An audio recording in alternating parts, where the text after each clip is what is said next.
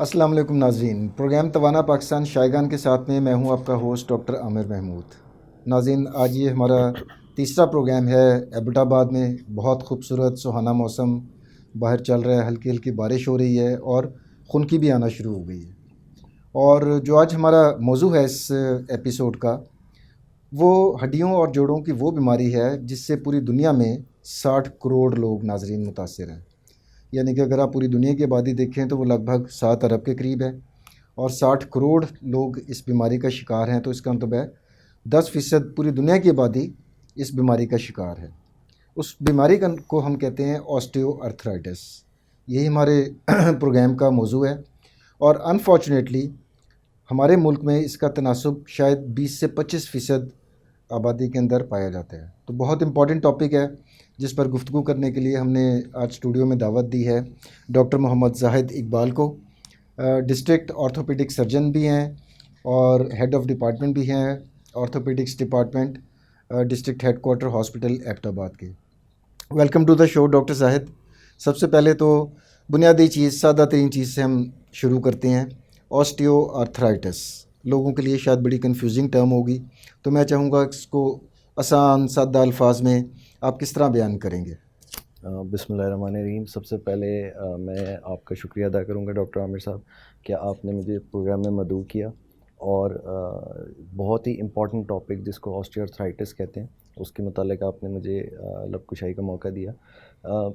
میں آپ کو سب سے زیادہ اپریشیٹ کرتا ہوں، میں آپ کے پروگرام اکثر دیکھا کرتا ہوں، اور میں آپ کو خراج تحسین دوں گا کہ آپ پبلک اویئرنیس کا اتنا زبردست پروگرامز کر رہے ہیں جی بہت کہ شکریہ ڈاکٹر صاحب۔ اس سے میس کی جو پبلک کی اس کی ایجوکیٹ ہو رہی ہے، دیٹ از ویری امپورٹنٹ، کیونکہ آج کے دور میں لوگوں کو بیماری سمجھنا اور اس کے علاج کے بارے میں صحیح نالج دینا یہ بہت ضروری ہے، اور آپ کے توسط سے یہ کام ہو رہا ہے، تو میں آپ کو بہت بہت اس کے لیے بہت جو ہے نا شکریہ خراج ڈاکٹر صاحب۔ تحسین دوں گا۔ اچھا، coming back to your point کہ آپ نے جو آسٹیو آرتھرائٹس کے بارے میں بات کی، سو آسٹیو آرتھرائٹس ایک ایسے کہیں کہ جتنے بھی مختلف جوڑوں کی بیماری ہیں، جس میں arthritis, rheumatoid arthritis, psoriatic arthritis, reactive arthritis اور باقی ہر قسم کی جوڑوں کی بیماریوں میں سب سے کامن اور عام بیماری جو ہے وہ آسٹیو آرتھرائٹس ہے، جو بیسیکلی جسم کے جوڑوں کے انگلیوں کے جوڑ، کمر کے نچلے حصے اور خاص طور پہ نیز جوائنٹ یعنی گھٹنوں کے جوڑوں کو متاثر کرتی ہے۔ اس کے اندر اگر میں آپ کو ایک سادہ الفاظ میں سمجھانے کی کوشش کروں تو جو ہماری گھٹنے کی تھائی بون، فیمر اور نچلی لیگ کی بون جس کو ٹیبیا کہتے ہیں، ان دونوں جوڑوں کے درمیان ایک ہنج جوائنٹ ہوتا ہے۔ ان دونوں کے درمیان ان کے دونوں سروں کے اوپر ایک کارٹلیج موجود ہوتی ہے جس کو نرم ہڈی یا کری ہڈی بھی ہم کہتے کری ہیں، جی ہڈی بالکل۔ بھی کہا جاتا ہے، بالکل۔ اور اس کری ہڈی کے اندر جو ہے خراش تھراش سٹارٹ ہو جاتی ہے یا گھسنا شروع ہو جاتی ہے عمر کی وجہ سے۔ جیسے جیسے عمر بڑھتی جاتی ہے اس کے اندر خراش تراش اور ٹوٹ پھوٹ کا شکار کارٹلیج جو ہوتا ہے یہ وقت کے ساتھ ساتھ اس میں تبدیلی آنا شروع ہو جاتی ہے، اور اس کی وجہ سے جسے ہم ڈی جنریٹیو چینجز بھی کہتے ہیں کہ وہ آہستہ آہستہ، وہ جس طرح گاڑی ہے تو گاڑی بھی آہستہ آہستہ خراب ہوگی، تو بالکل اسی آپ طرح اس کو ایسے ہی سمجھیں انسانی جیسے جسم بھی ایک مشین کی طرح ہے جس نے آہستہ آہستہ وہ بھی ہونا ہے، خراب بھی ہونا ہی ہے، خراب بھی قدرت ہونا، کا ایک تو عمل ہے۔ یہ ویئر اینڈ ٹیئر ڈیزیز ہے basically. So where and tear disease, اور بنیادی طور پر ہم یہ کہہ سکتے ہیں ڈاکٹر صاحب، جسے ہم ہیپاٹائٹس ہم کہتے ہیں، جگر کی سوزش ہو گئی، کولسسٹائٹس ہم کہتے ہیں کہ پتے کی سوزش ہو گئی، تو بنیادی طور پر ہڈیاں اور جو جوائنٹس ہیں آسٹیو آرتھرائٹس، ان کی سوزش بھی ہو جاتی ہے۔ بالکل اس کی وجہ سے جو ہے، بالکل جیسے کہ آپ نے کہا کہ اس کے اندر جیسے ویئر اینڈ ٹیئر شروع ہو جاتی ہے تو اس میں ایک انفلیمیٹری پروسیس شروع ہو جاتا ہے جس سے جوڑ کے اندر سوجن سٹارٹ ہو جاتی ہے، سوجن کے ساتھ درد شروع ہو جاتا ہے، اور درد کے ساتھ مریض کے جوڑ میں اکڑاؤ پن یا سٹفنس آتی ہے، اور اس سے حرکت کرنے میں دقت یا مشکلات پیدا ہونا شروع ہو جاتی ہیں۔ تو مریض جب بھی ہمارے ساتھ آتا ہے یا کسی بھی ڈاکٹر کے پاس جاتا ہے تو وہ کہتا ہے کہ میرے جوڑوں میں تکلیف ہو رہی ہے، میں صبح کے ٹائم اٹھتا ہوں تو مجھے تکلیف ہوتا ہے، میں صبح کے ٹائم اٹھ کے کھڑی ہوتی ہوں جیسے ہی بیڈ سے تو میرے جوڑوں میں تکلیف ہوتی ہے، تھوڑے چلنے کے بعد اس میں تھوڑی بہتری آتی ہے، لیکن اس کے بعد دوبارہ درد کا احساس شروع ہو جاتا ہے۔ تو یہ جو ہے، اس کو اگر ہم دریا کو کوزے میں بند کرنے کی کوشش کریں تو it's basically a wear and tear disease of the knee joints.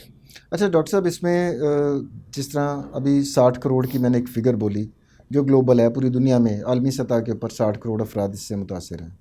اب اگر ہم پرٹیکولرلی جس جگہ کے اوپر آپ پریکٹس کر رہے ہیں، ایبٹ آباد ایک بڑا اہم شہر ہے ہمارا، تو آپ کا ایکسپیرینس کیا کہتا ہے کہ آپ کے پاس کتنے پیشنٹس آتے ہیں او پی ڈی کے اندر، اور اس میں سے کتنے فیصد کو آسٹیوتھرائٹس ہوا ہوتا ہے؟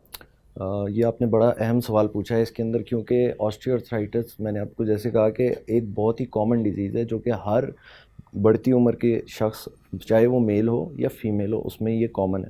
اب مسئلہ یہ ہے کہ جب ہم day to day O P Ds کی بات کرتے ہیں، جس طرح ہم ڈے ٹو ڈے کلینکس میں ڈیل کر رہے ہیں پیشنٹس کے اوپر، اگر ہم لوگ اپنے میں جس طرح آپ نے مجھے بتایا کہ ہماری ڈسکشن ہو رہی تھی کہ ڈی ایچ کیو ہاسپٹل کی او پی ڈیز کے اندر، تو ہم پر ڈے اوسطاً 300 350 مریض کو آرتھوپیڈک میں ڈیل کر رہے ہیں.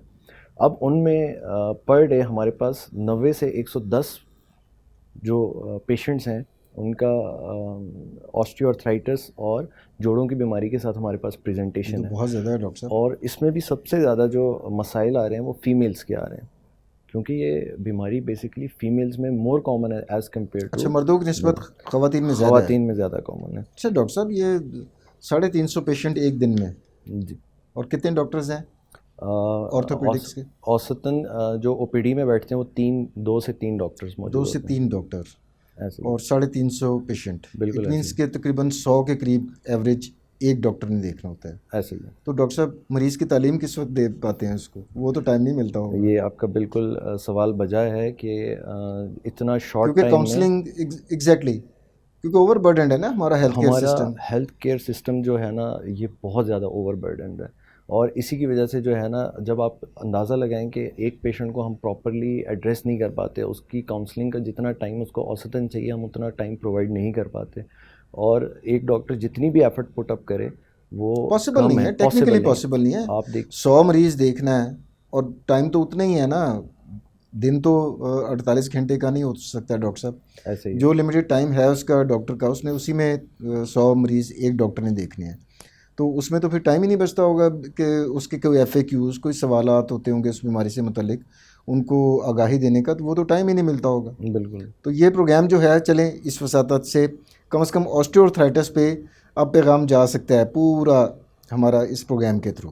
بالکل آپ ٹھیک کہہ رہے ہیں. یہ آپ کے اویئرنیس پروگرام، اسی لیے ہمیں جو ہے نا اس طرح کی میس اویئرنیس کمپینس کرنی چاہیے جو کہ کامن ڈیزیزز کے اوپر بہت زیادہ کامن ہے، جیسے کہ آپ نے اسنیک بائٹس کے اوپر کیا، باقی پروگرامس. تو اس طرح اس جوڑوں کی بیماری کے اوپر جو ہے یہ سب سے زیادہ امپورٹنٹ پروگرام ہے کہ آپ جو ہے اس کی awareness campaign door to door, گھر تک، ہر گھر میں، ہر فون پہ، ہر ٹیبلائٹس پہ اور ٹی وی پہ چلے، جس میں لوگوں کو اویئرنیس ہو کہ ان کی بیماری ہے کیا اور اس سے بچاؤ کے کیا وہ تدبیر کر سکتے ہیں. اچھا ڈاکٹر صاحب، اب تک تو یہ ثابت ہوا کہ یہ ویئر اینڈ ٹیئر یا جوڑ گھسنے کی وجہ سے، ناظرین، وہ جو کارٹیلیج یا قدرت نے وہ ایک کشنگ میکانزم ہمارے ہڈیوں کے درمیان میں رکھا ہوتا ہے تاکہ ہڈیاں آپس میں رگڑ نہ کھائیں، اس کو ہم کوری ہڈی کہتے ہیں، وہ آہستہ آہستہ ڈی جنریٹ ہوتی ہے، اپنا فرکشن ہونا شروع ہوتی ہے اور پھر آسٹیوتھرائٹس ہونا شروع ہوتا ہے. اچھا ڈاکٹر صاحب، یہ بھی آپ نے بتا دیا کہ جناب یہ جو عارضہ ہے آسٹیوتھرائٹس کا خواتین میں زیادہ دیکھنے میں آیا ہے. اب یہ کس ایج کی خواتین کو زیادہ متاثر کرتا ہے، یا شروع کس ٹائم کے اوپر ہوتا ہے خواتین کے اندر؟ دیکھیں جی، اس کے اندر اگر ہم ڈسکشن کریں کہ یہ کن لوگوں میں متاثر ہوتا ہے، تو یہ موڈیفائبل اور نان موڈیفائبل 2 قسم کی کازز کے اندر آتا ہے. موڈیفائبل کا مطلب یہ ہے کہ کچھ لوگوں کے آکوپیشن ریلیٹڈ جو ہیں اس سے بھی زیادہ ہوتا ہے. سیکنڈ، جینڈر بیس جو آپ نے ڈسکشن کی کہ جس کے اندر خواتین جو ہے وہ زیادہ اس کا شکار ہوتی ہیں because of the hormonal issues. Post menopausal جتنی فیمیلز ہوتی ہیں ان میں تو اس کی جو ہے اور بھی زیادہ پریڈکٹیبلٹی زیادہ ہے. یعنی کہ جو ماہواری کا نظام ہے جب وہ ختم ہو جائے گا، جی، تو اس کا مطلب ہے کہ اس سارے جو ریپروڈکٹیو سائیکل ہے، جو خاتون کا ایک پیریڈ ہوتا ہے جس دوران ماہواری آ رہی ہوتی ہے، تو ہارمونس اس خاتون کو پروٹیکٹ کیے رکھتے ہیں کچھ حد تک، لیکن جب وہ ہارمونس آنا بند ہو جاتے ہیں تو پھر وہ زیادہ رسک بڑھ جاتا ہے. زیادہ رسک بڑھ جاتا ہے ان کا. تو اس کی کے علاوہ کوئی خدا نہ خواستہ ایکسیڈنٹ یا ٹراما کے بعد جو ہوتا ہے، اسی لیے جتنے بھی ہمارے ٹراما سرجنز ہوتے ہیں وہ اس بات کا خاص خیال رکھتے ہیں کہ جب بھی کسی جوڑ کے قریب کا فریکچر ہو تو اس کے اوپر خاص دھیان دیا جائے، اس کو خاص طور پہ فکس کیا جائے، جوائنٹ لائنز کو ریسٹور کیا جائے، کیونکہ اگر وہ ریسٹور نہیں ہوگی تو وہ بعد میں آسٹیوارتھرائٹس کی طرف ہی لے کے جاتی ہے. تو یہ سارے، اور جو لوگ جو ہے نیل ڈاؤن کرتے ہیں یا کوئی ایسا کام کرتے ہیں، جیسے گھر کے میں خواتین ہوتی ہیں جو نیچے بیٹھ کے جھاڑو لگانا، پوچھا لگانا، یا کوئی ایسی جابس میلز کر رہے ہیں جن میں وہ بیٹھ کے کام کر رہے ہیں، زمین پہ بیٹھنے کا زیادہ ان کا، فرش پہ بیٹھنے کا جو ہے. جس سے موچی کی ایگزامپل لے موچی لیں، کی اس کا ایگزامپل، تو کام ہی زمین کے کام، اوپر بیٹھ کے کرنے والا ہے. تو ان لوگوں میں جو ہے پریولنس زیادہ ہے as compare to general public. اچھا ڈاکٹر صاحب، اب ہم آتے ہیں کہ اب یہ تو بات ہو گئی کہ جو ایج کا ہم نے دیکھ لیا کہ کس ایج میں زیادہ ہو رہا ہے، جینڈر ہم نے دیکھ لیا کہ خواتین میں زیادہ ہے، یا اگر آپ کا پیشہ اس قسم کا ہے کہ جب آپ کے جوڑوں کے اوپر بہت زیادہ مستقل وزن پڑتا رہے کہ جوڑ پر، تو وہ ڈیمیج ہو سکتے ہیں. اب ہم یہ ہمارے ناظرین کو بتائیے کہ کون کون سے جوڑ زیادہ آسٹیوآرتھرائٹس سے متاثر ہوتے ہیں. جی، جیسے کہ آپ کو پتہ ہے جب ایک انسان چلتا ہے تو اس کا جو سینٹرل ویٹ ہوتا ہے وہ سارے اس کے ہپ جوائنٹ سے، یعنی کولے کی ہڈی سے، نی جوائنٹ یعنی گھٹنوں کے جوڑ سے، اور ٹخنے کے جوڑ اینکل جوائنٹ سے پاس ہوتا ہے. تو جتنا زیادہ یہ جوائنٹس جو ہیں وہ ویٹ بیئرنگ کرتے ہیں، اتنا زیادہ ان کے اوپر امپیکٹ زیادہ آتا ہے، اور اسی کی وجہ سے یہ خرابی کا شکار بھی زیادہ ہوتے ہیں. تو ان سب میں جو سب سے قیمتی جوڑ ہے وہ ہمارا گھٹنوں کا جوڑ ہے، اس میں یہ تکلیف زیادہ ہوتی ہے. اور اوبیسٹی جو ہے، سینٹرل اوبیسٹی جس کو ہم کہتے ہیں موٹاپا، تو جو ایسے لوگ جن کا قد کاٹ جو ہے، اپنے جسامت جو ہے ان کا وزن زیادہ ہے، اپنی ہائٹ کا اس کے تناسب، یعنی کہ ہائٹ کے تناسب سے وزن بہت زیادہ ہے، ہے، جسے ہم بی ایم آئی بھی بی کہتے ایم ہیں. آئی جس کو کہتے ہیں. تو بی ایم آئی جن کا بہت زیادہ ہے، 25 سے اوپر ہوتا ہے، تو اس کے اوپر ہمارا آسٹیوآرتھرائٹس کا پریولنس اور بھی زیادہ ہے. تو ناظرین کو اگر سادہ الفاظ میں ہم سمجھانا چاہیں تو وہ اس طرح ہے کہ ناظرین، جس طرح ایک گاڑی ہے جس کا ایک خاص وزن اٹھانے کی صلاحیت ہے 400 کلو گرام، لیکن اگر اس کے اوپر ہر وقت 1000 کلو گرام وزن رہے گا تو اس کے شاکس تو جواب دے جائیں گے آپ کو. تو انسانی جسم بھی ایک مشین کی طرح ہے. تو اگر اوبیسٹی ہے یا بہت زیادہ موٹاپا ہے، تو یہ جو آپ کے ویٹ بیئرنگ جوائنٹس ہیں جن کے اوپر آپ کا پورا وزن پڑتا ہے کھڑے ہونے کے بعد، جس میں ڈاکٹر صاحب نی جوائنٹ سب سے امپورٹنٹ ہے. بالکل، تو آپ کا سارا وزن جو ہے ان دونوں گھٹنے کے جوڑوں کے اوپر ہوتا ہے. تو اگر آپ کا وزن زیادہ ہے تو آپ آسٹیوآرتھرائٹس کا زیادہ خطرہ ہے کہ آپ اس کا شکار ہو جائیں گے. اور دوسرے ڈاکٹر صاحب، یہ جو جوائنٹس ہیں یہ تو ہمارے ویٹ بیئرنگ نہیں ہے، کیونکہ ان کے اوپر تو کوئی وزن نہیں ہوتا، جیسا ایک کوہنی کا جوائنٹ ہے یا یہ کلائی کا جوائنٹ ہے، تو یہ نان ویٹ بیئرنگ جوائنٹس ہوں گے نا، ان کے اوپر ہمارا وزن تو نہیں پڑ رہا. تو مین تو ہمارا جو ہمارے ویٹ بیئرنگ، دیکھیں میں نے جس طرح آپ کو شروع میں کہا کہ ہمارے مختلف قسم کے آرتھرائٹس ہیں، جیسے کہ روماٹائڈ آرتھرائٹس ہے یا سوریٹک آرتھرائٹس ہے ریئیکٹیو، ان میں ہمارے ہاتھوں یا پاؤں کے چھوٹے جوڑوں کا اوپر جو ہے انفلیمیٹری آرتھرائٹس ڈیولپ ہوتا ہے. اب یہ جو آسٹیوآرتھرائٹس ہے یہ زیادہ سے زیادہ ہپ جوائنٹ اور نی جوائنٹ کو انوالو زیادہ متاثر کرے، لیکن سب سے زیادہ یہ نی جوائنٹس کے اوپر انوالو کرتا ہے، بیکاز آپ کی ساری عمر جاری جو اسٹرینتھ ہوتی ہے اور آپ کا چلنا پھرنا ہوتا ہے وہ اسی ڈپینڈنٹ نی جوائنٹس کے اوپر ہے. آپ کی ہر قسم کی موومنٹ جو ہے وہ نی جوائنٹس کے اوپر ہے. تو جب جتنا زیادہ آپ اس کو یوٹیلائز ہوتی ہے اور جتنا زیادہ اس کے اوپر رننگ کی جاتی ہے یا اس کے اوپر جو اتنا لوڈ بیئر کیا جاتا ہے، اتنا زیادہ اس میں ویئر اینڈ ٹیئر یا خرابی آنا شروع ہو جاتی ہے. اور یہ ایک ایسی کنڈیشن ہے نا کہ جس کے اندر آپ کی irreversible چینجز آ جاتی ہیں. irreversible سے مطلب یہ ہے کہ جس طرح ناقابل تلافی نقصان ہو جاتا ہے. ہاں، ایک دفعہ عمر، جس طرح میں اکثر مریضوں کو سمجھاتا ہوں کہ ایک دفعہ جیسے عمر آگے بڑھ گئی ہے اور واپس آپ جوان نہیں ہو سکتے، اس طرح جوڑوں میں اگر تبدیلی یا اس کی جو جوڑ کی ساخت ہے وہ چینج ہو گئی ہے، وہ واپس اپنی اوریجنل کنڈیشن میں نہیں آ سکتی. اگر اس کو اس طرح سمجھایا جائے کہ اس کے اوپر اگر اوپر اور نیچے والے جوڑ کے اوپر ایک ہائلین کارٹلیج کا کیپ لگا ہوا ہے. اب یہ کیپ جو ہے بیسیکلی کیا کر رہا ہے، یہ اس کو پروٹیکٹ کر رہا ہے ہر موومنٹ کے اندر. اب جیسے جیسے اس کے اوپر کریکس آنا شروع ہو رہے ہیں یا اس میں جو ہے خرابی آنا شروع ہو رہی ہے، تو اس کو ریپلیس کرتے ہیں فائبرو کارٹلیج آ کے. اب فائبرو کارٹلیج جب اس کے اوپر آ کے لگے گا تو وہ اس کے اندر جو تبدیلی وہ لے کے آئے گا وہ واپس ہائلین والی نہیں لے کے آئے گا، جو اس کی موومنٹ ہوگی وہ چیزیں واپس نہیں آ پائیں گی. سو آہستہ آہستہ کرتے کرتے اس کے اندر جو اس کی نچلی والی اور ہڈی ہوگی وہ ایکسپوز، جس کو ہم سب کانٹرل بون کہتے ہیں، وہ ایکسپوز ہونا شروع ہو جائے گی اور ایک دوسرے سے ٹکرائیں گی، اور ایک دوسرے سے ٹکرانا شروع کر جائے گی، چٹکنا بھی شروع ہو جائیں گی. اور پیشنٹ جیسے جیسے چلے گا وہ کہے گا ڈاکٹر صاحب پہلے تو آواز نہیں آتی تھی، اب آواز بھی آ رہی ہے. تو وہ بیماری جو ہے وہ نان سٹاپ چل رہی ہے، وہ پروگریسو بیماری ہے، وہ وقت کے ساتھ رک نہیں رہی، ہم اس کو سلو ڈاؤن کرنے کے بارے میں بات کر سکتے ہیں, لیکن ہم اس کو ختم نہیں کیا جا سکتا. بالکل جس طرح شوگر ہے, شوگر کسی کو ہو گئی تو لائف لانگ چلنی ہے, لیکن یہ ہے کہ ہم اس کا بہتر شوگر کنٹرول سے اس کی پیچیدگیوں کو کم از کم کم کر سکتے ہیں. لائک وائز آسٹیوآرتھرائٹس میں بھی ہم اس کو ریورس نہیں کر سکتے, لیکن یہ ہے کہ ہم اس کی کوالٹی آف لائف امپروو کر سکتے ہیں. اچھا ڈاکٹر صاحب, اب ہم آتے ہیں اس کی ڈائگنوسس کی طرف. جی, آپ تو خیر ماشاء اللہ جتنے ایکسپیرینسڈ ہیں, اب تو آپ کو پیشنٹ آتا ہوا نظر آتا ہوگا تو آپ پہچان جاتے ہوں گے کہ یہ آسٹیوآرتھرائٹس کا پیشنٹ ہے. لیکن عوام کی اس کے لیے کون سے ایسے چیدہ سمٹمز ہیں, علامات ہیں, جو اگر کوئی مریض اپنی زندگی میں دیکھے تو اسے شک جانا چاہیے کہ جناب یہ آسٹیوآرتھرائٹس ہو سکتا ہے؟ جی, یہ دیکھیں جی, اگر میں گھٹنے کے جوڑ کی بات کی جو, تو گھٹنے کے جوڑ کا ایک سامنے کا حصہ ہے, ایک اندر کا حصہ ہے اور ایک باہر کا حصہ ہے. لیکن جب میں اس جوڑ کی اندر والے حصے کی بات کروں تو اندر والے حصے میں جب درد یا تناؤ آنا شروع ہو جائے, یا مریض جیسے ہی اٹھ کے بیٹھ کے کھڑا ہوتا ہے تو اس کو سڈنلی پین سٹارٹ ہو جاتا ہے. جیسے ہی وہ تھوڑا چلنا شروع ہوتا ہے اس کا پین تھوڑا سا ریلیف ڈاؤن ہو جاتا ہے, اور تھوڑی دیر کے بعد اس کے جب مسلس بھی جواب دے جاتے ہیں اس کو دوبارہ درد سٹارٹ ہو جاتا ہے, جو کہ بیٹھنے کے بعد دوبارہ ریسٹ کرنے کے بعد دوبارہ اس میں آرام آتا ہے. تو یہ بہت کامن سمٹمز ہیں جو کہ آسٹیوآرتھرائٹس کے مریضوں کو روزمرہ درپیش آتے ہیں. اب اس کے ساتھ کیا مسئلہ یہ ہوتا ہے کہ مریض ہمیشہ یا تو دردوں کے ساتھ آئے گا آپ کے پاس, یا گھٹنے کی سوجن کے ساتھ آئے گا, اکڑاؤ پن کے ساتھ آئے گا, اور ان کی گھٹنے کی جوڑ کی حرکت کم ہو جائے گی.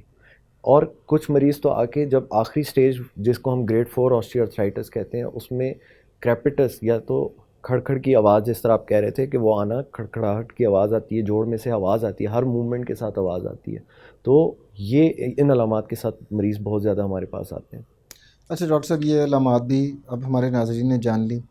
ان علامات کے ساتھ ایک پیشنٹ کو ڈاؤٹ ہوا ہے, اس کے ذہن میں شک گزرا ہے کہ جناب مجھے بھی آسٹیوآرتھرائٹس ہو سکتا ہے, وہ آپ کے پاس آ گیا ہے. اب ڈائگنوسس ہم کس طریقے سے کریں گے اس کو کنفرم کرنے کے لیے؟ جی, جب بھی پیشنٹ کہیں بھی کسی کلینک میں او پی ڈی میں کسی بھی ڈاکٹر کے پاس آتا ہے تو اس کا بڑا ہی طریقے کا پروٹوکول ہوتا ہے کہ ہم ہمیشہ اس کی ہسٹری بیس جو ہے وہ سٹارٹ کرتے ہیں. ہسٹری اس سے تفصیلاً لی جاتی ہے, اس کے روزمرہ کی زندگی کے معاملات اور اس کے ایگزامینیشن, جو معائنہ کیا جاتا ہے, ڈاکٹر اس کا معائنہ کرتا ہے اور اس کو دیکھتا ہے اس کے گھٹنے کی رینج آف موشن کیسی ہے, اس کی حرکت کتنی ہے, اس کی موومنٹ کون کون سی متاثر ہو رہی ہے, ان کی روزمرہ کے کون کون سے کام ہیں جو وہ نہیں کر پا رہے, جو پہلے کر پا رہے تھے اور اب نہیں کر پا رہے, درد کی شدت ان کی کتنی ہے, ان درد کی شدت کے لیے وہ ابھی تک کیا کیا علاج کرا چکے ہیں, ان سب کو تفصیلاً دیکھا جاتا ہے. اور اس کے بعد کچھ خاص قسم کے ٹیسٹ یا انویسٹیگیشنز کی جاتی ہیں, جس میں ریڈیولوجیکل اور بلڈ ٹیسٹ بھی کر لیتے ہیں. ریڈیولوجی کی بات کی جائے تو ایکس ریز جو ہیں وہ موسٹ امپورٹنٹ, سب سے بنیادی ٹیسٹ ہیں کہ اس کو ایکس رے کر لیا جائے گا متاثرہ جوڑ کا. جی ٹھیک ہے. اور اس کے ساتھ اگر ہم نے سیکنڈری آرتھرائٹس کے لیے کوئی ورک اپ کرنا ہے, فار ایگزامپل, یا مثال کے طور پہ گٹھیے کی بیماری کا, یورک ایسڈ کا, یا گاؤٹ کے لیے, یا ریئیکٹیو آرتھرائٹس کے لیے, تو ہم مختلف اس کے خون کے ٹیسٹ بھی ڈاکٹرز حضرات اکثر کرواتے ہیں. اور وہ اویلیبل ہیں, مطلب ہر جگہ نارملی اویلیبل ہوتے ہیں؟ یہ اتنے بیسک ٹیسٹ ہیں جو کہ آپ کے ہر گلی محلے, ایون کے چھوٹے ہسپتالوں میں بھی یہ ٹیسٹ کی فیسلٹیز موجود ہوتی ہیں آج کل. چلیں ڈاکٹر صاحب, اب وہی پیشنٹ آیا, آپ نے ایکس رے بھی کروائے, آپ نے کچھ بلڈ ٹیسٹ بھی کروائے, کنفرم ہو گیا آسٹیوآرتھرائٹس. اب علاج کی طرف آ جاتے ہیں. اب علاج میں ہم کیا کیا موڈیلٹیز ہیں ہمارے پاس؟ بالکل, آپ نے بہت ضروری اور بہت اہم سوال کیا.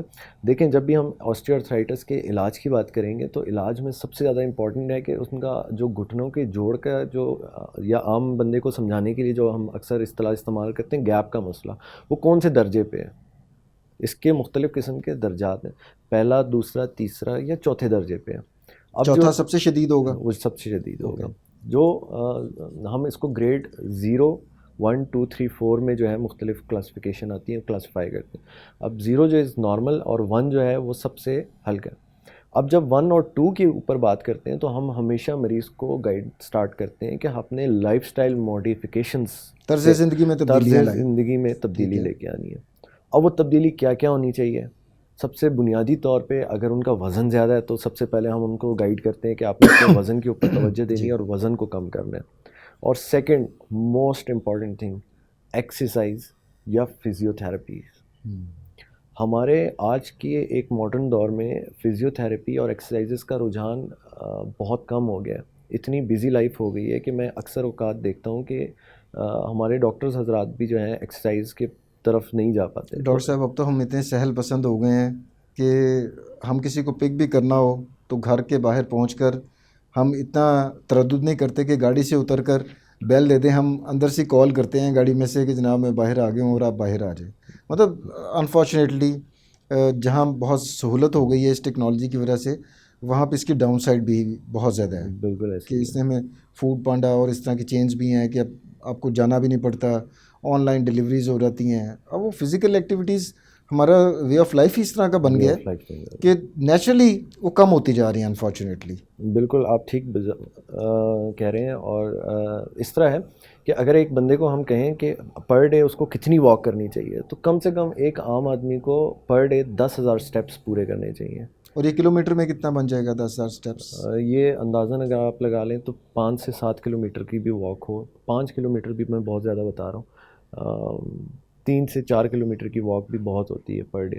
لیکن کہنے کا مقصد یہ ہے کہ ان کی ڈے ٹو ڈے ایکٹیویٹی میں چلنے کی رجحان جو کم ہوا ہوا ہے اس کو ہمیں واپس لے کے آنا ہے. جس طرح آپ نے بتایا کہ ڈلیوریز بھی ایون گھر پہ آ جانا, اور ایون جو گاڑی سے اتر کے چھوٹی جانا, چیزیں بھی پیشنٹ کر سکتا ہے. لائک اس ہوٹل میں جب ہم آئے ہیں تو ایک لفٹ کے ذریعے اوپر آئے ہیں تو ہم سیڑھیاں چڑھ کے بھی آ سکتے ہیں. بالکل ایسے ہی, تھوڑی سی ایکسرسائز تو ہو گئی نا. بالکل. ہم اکثر مریض کو میں یہی گائیڈ کرتا ہوں کہ آپ نے پہلے دن سے جو ہے 10 منٹ کی واک سٹارٹ نہیں کرنی.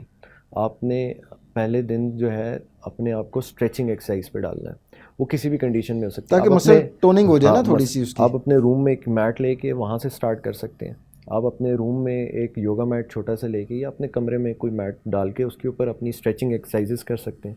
آج کل آپ کے پاس یوٹیوب اور آن لائن ویڈیوز کی فیسلٹی موجود ہے, آپ اپنے روم میں لگا کے اس کے ساتھ اسٹریچنگ ایکسرسائزز تھوڑی سی کر سکتے ہیں.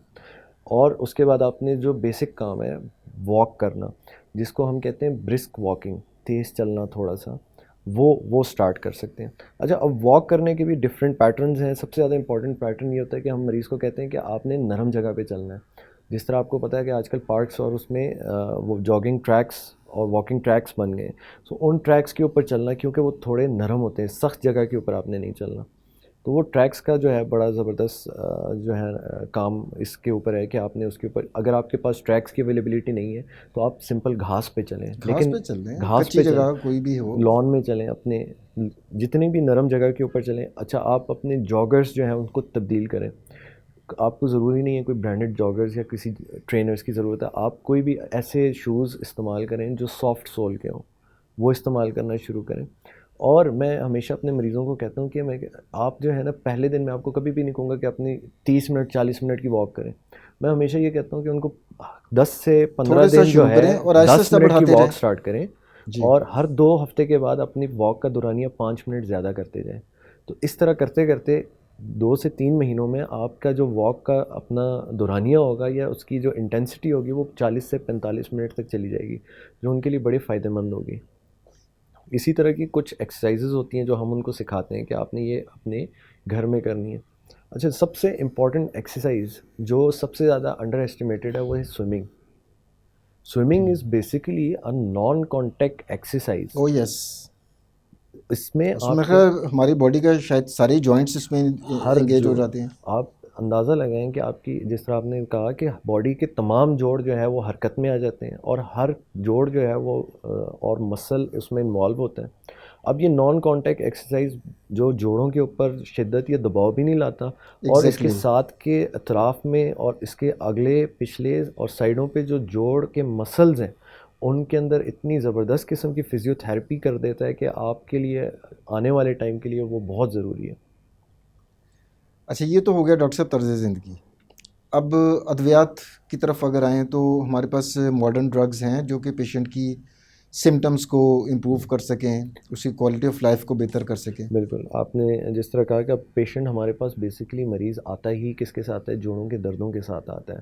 تو ہمیں ویری کامن جو سٹارٹنگ ہے وہ NSAIDs, جس کو non steroid anti inflammatory drugs ہوتی ہے, وہاں سے سٹارٹ کرنا پڑتا ہے.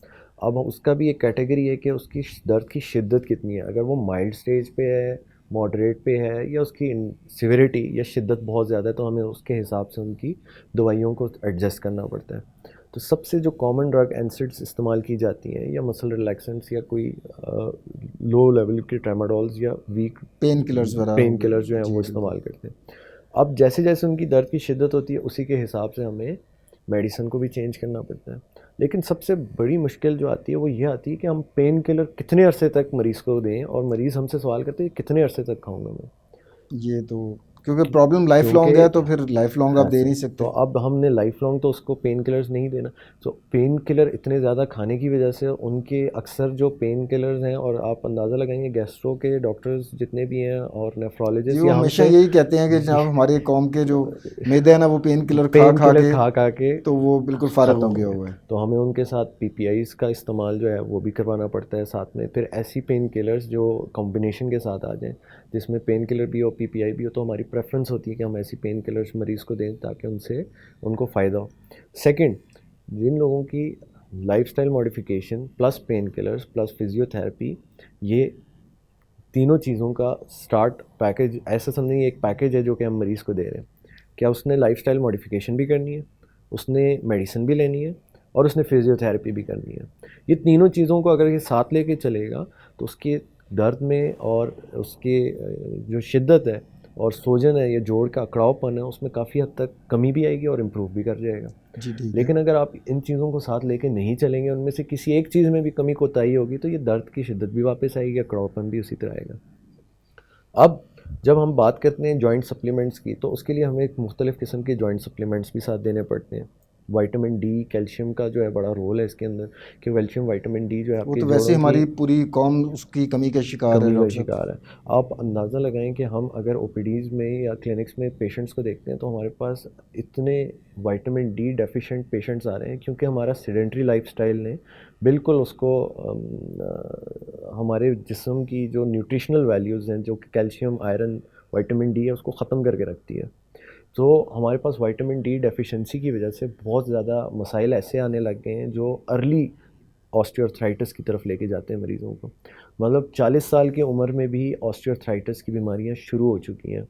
45 سال مطلب یعنی کہ وہ جو ہم سنا کرتے تھے ہمارے بزرگ بتاتے ہیں کہ جی یہ جوڑوں شوڑوں کی بیماریاں تو جی 50-60 سال کی عمر میں آتی ہیں, اب وہ پہلے ہونا شروع ہو 40 سال سے سٹارٹ ہو گئی. ہمارے پاس 40 سال میں پیشنٹس آ رہے ہیں ارلی آسٹیوارتھرائٹس کے ساتھ, 45 سال کے آ رہے ہیں ارلی آسٹیوارتھرائٹس کے ساتھ. تو یہ مسائل جو ہیں بہت زیادہ کامن ہو گئے ہیں. سو ہم اس کے علاوہ جب ہم دیکھتے ہیں کہ گریڈ, جس طرح میں نے آپ کو بتایا کہ یہ مختلف درجے ہوتے ہیں, تو اگر گریڈ 2 اور 3 کی بات کی جائے, 3 کے گریڈ میں ہم مختلف قسم کے انٹرا آرٹیکولر انجیکشنس بھی آتے ہیں جو جوڑ کے اندر لگاتے ہیں, جوڑ کے اندر لگائے جاتے ہیں.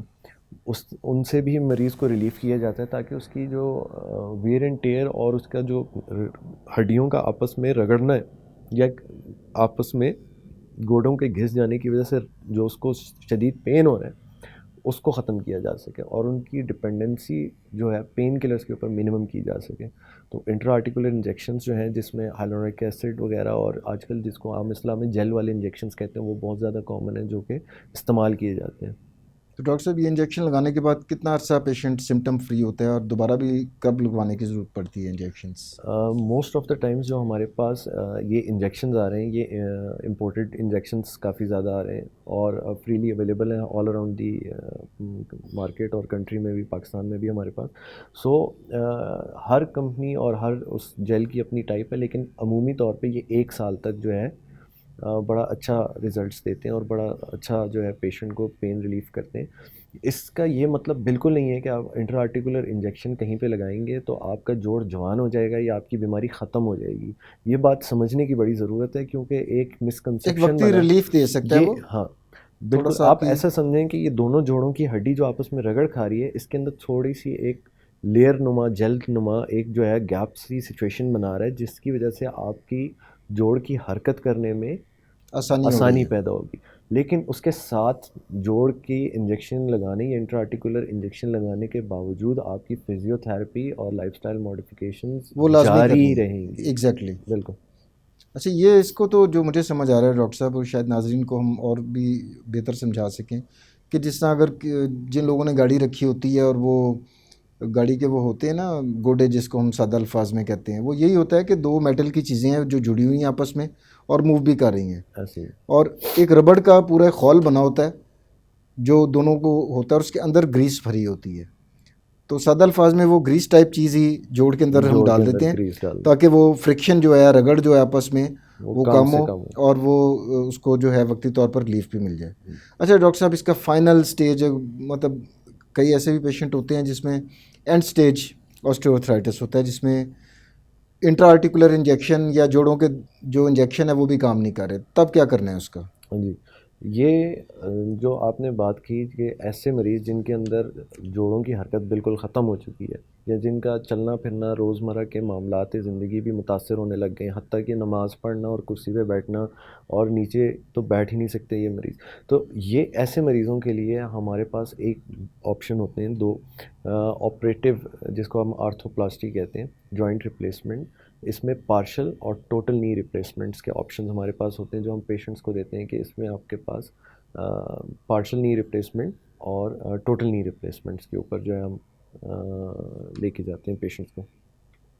اور اس میں مطلب سادہ الفاظ میں وہ آرٹیفیشیل جوائنٹ ہوتا ہے ڈاکٹر صاحب؟ جی بالکل اس طرح ہے کہ یہ فار ایگزامپل یہ میرا گھٹنا ہے اور یہ ڈیمیج ہو گیا, اب انٹرا آرٹیکولر انجیکشن سے بھی کوئی کام نہیں بن رہا, تو یہ اس طرح کا آرٹیفیشیل جوائنٹ ہوگا جس سے میری یہ ہڈیاں اور اوپر والی ہڈیاں اس سے جڑ جائیں گی اور یہ نکال دیا جائے گا؟ یہ دیکھیں, اس کو سمجھنے کے لیے بڑا ضروری ہے کہ اگر یہ آپ کی فیمر بون ہے اوپر کی اور نیچے والی جو ٹانگ والی بون ہے جس کو ہم ٹیبیا کہتے ہیں, اور ان دونوں کی جوڑ کے درمیان یہ جو ساری کارٹلیج اور ساری تبدیلیاں آ رہی ہیں اور اس کے اندر ساری آسٹیوفائٹس جس کو ہڈی کا بڑھ جانا یا تبدیلی ساخت چینج ہونا اور ڈیفارمیٹی حتیٰ کہ ڈیجنریٹو ڈیزیز اتنی زیادہ بڑھ گئی ہے کہ آپ اس کو ریپلیسمنٹ کی طرف جانا پڑ رہے ہیں, تو اس کے دونوں جوڑ کے اوپر اور نیچے کے حصوں کو تھوڑا سا کاٹ کے اس کی جگہ ایک سنتھیٹک جوائنٹس جو ہوتے ہیں وہ لگائے جاتے ہیں. اب وہ مختلف قسم کے جوائنٹس آتے ہیں اور مختلف قسم کی اس کی ٹائپس آتی ہیں. اب ان کا فنکشن یہ ہوتا ہے کہ وہ آپ کی جوڑ کی جو ہنج ہوتی ہے اس کو ریسٹور کر لیتے ہیں اور آپ کی موومنٹ میں آسانی کریٹ کر لیتے ہیں. اب یہ جتنی بھی موومنٹ ہوتی ہے یہ وقت کے ساتھ ساتھ اس میں ایک اس طرح کہیں کہ ارلی جب ہم پیشنٹ کو پریپیئر کرتے ہیں تو سب سے پہلے ہم ان کی فزیو تھیراپی کروا کے ان کی جوڑ کی حرکت کو لے کے آتے ہیں, پھر اس کے بعد ہم اس کی ریپلیسمنٹ کے اوپر لے کے جاتے ہیں اور ریپلیس کرتے ہیں جوڑوں کو, اور تبدیلی کرنے کے بعد ہم مریض کو سمجھاتے ہیں کہ اس کے اندر اس کی جو لائف ہے وہ لائف کتنی ہوگی اور آپ نے کون کون سی کام ہے وہ آپ روزمرہ کر سکتے ہیں اور کن کن کاموں کے اوپر احتیاط کرنی ہے اور کون کون سی ایکسرسائزز ڈے ٹو ڈے اپنی لائف کا حصہ بنانی ہے. اچھا ڈاکٹر صاحب, اب ہم پروگرام کے تقریباً اختتام تک پہنچ چکے ہیں جس میں ہم نے کچھ اعداد و شمار بھی ڈسکس کر لیے کہ جو آپ کا ایکسپیرینس کہتا ہے وہ تقریباً 20 سے 25% ہماری آبادی جو ہے وہ آسٹیوآرتھرائٹس کا شکار ہے. ہم نے یہ بھی ڈسکس کیا کہ جناب پہلے یہ بڑے بوڑھوں کی بیماری ہوا کرتی تھی, 50-60 سال کی عمر میں ہوتی تھی, لیکن اب مختلف وجوہات کی وجہ سے اب وہ چھوٹے کم ایج کے گروپ میں بھی آسٹیوآرتھرائٹس نظر آ رہا ہے. خواتین زیادہ متاثر ہو رہی ہیں اور ہم نے پھر اس کی علامات پہ بھی بات کی. اب اس تمام گفتگو کا اگر میں نچوڑ آپ سے ریکویسٹ کروں کہ ایک ٹیک ہوم میسیج کی شکل میں آپ جو ہمارے ویورز ہیں, ہمارے ناظرین جو یہ پروگرام دیکھ رہے ہیں, تو وہ ٹیک ہوم میسیج آپ کیا دینا چاہیں گے آسٹیوآرتھرائٹس کے حوالے سے؟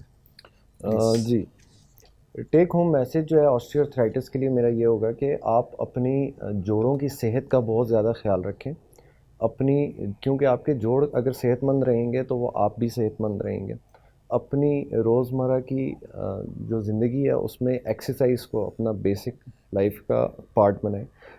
روزانہ کی بنیاد کے اوپر کم سے کم 30 منٹ کی واک کریں. اگر آپ 30 منٹ کی واک کا مطلب یہ ہے کہ ہفتے میں کم سے کم 3 دن 30 منٹ کی واک کی جائے تو وہ بڑا ہی بہترین فزیو تھراپی یا ایکسرسائز آپ کی زندگی کے اوپر امپیکٹ ڈالے گا. سیکنڈ, ایسی غذائیں کا استعمال کریں جو وائٹامن ڈی اور کیلشیم سے بھرپور ہوں. اپنے وزن کو متوازن رکھیں, اور اگر آپ کو گھٹنوں کی کسی بھی قسم کی شکایت یا جوڑوں میں نقصان یا درد یا سوجن یا ایسی تبدیلیاں محسوس ہونا شروع ہو جائیں تو اپنے کسی بھی آرتھوپیڈک سرجن کے پاس جا کے اپنا معائنہ یا چیک اپ ضرور کروائیں. آخر میں ڈاکٹر محمد زاہد اقبال کا شکریہ ادا کرنا چاہوں گا ناظرین, جنہوں نے آسٹیوآرتھرائٹس جیسی کامن بیماری کے اوپر اتنی مفید معلومات اتنے تھوڑے وقت کے اندر آپ تک پہنچائیں, اور میں امید کرتا ہوں کہ آپ کو پچھلے ایپیسوڈز کی طرح توانا پاکستان کی یہ ایپیسوڈ بھی پسند آئی ہوگی. اگلے پروگرام تک کے لیے ڈاکٹر عامر کو اجازت دیجیے. اللہ حافظ.